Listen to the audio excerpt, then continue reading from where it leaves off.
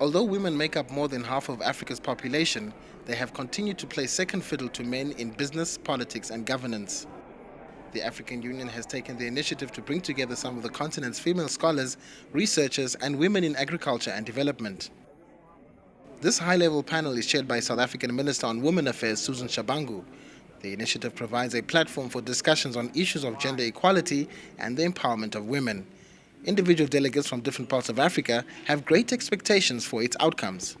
We are expecting to the Highgate Palette to know what is WIMA, to introduce WIMA project, and to make them really know that women in maritime should be empowered to give their participation, to really participate to the Agenda 2063 of AU. I'm expecting to develop more on my business in this summit because we are meeting with different countries.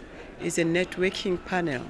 And the other thing is that I think it's going to change our businesses as the high-level people are here, and then we will be discussing at the financial constraints that we are having as business people, as the agribusiness women, the challenges that we are having, or not only about the financial, also the infrastructure, the climate change, as it is the problem at the moment. A keynote address by the South African minister called for the end of the marginalization of women entrepreneurs and stressed the importance of the role of women in Africa's development.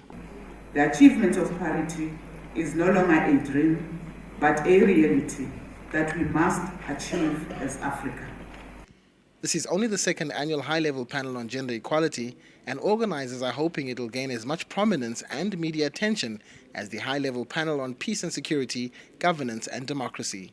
Some delegates say it's a good start, but women empowerment has still a long way to go on the continent.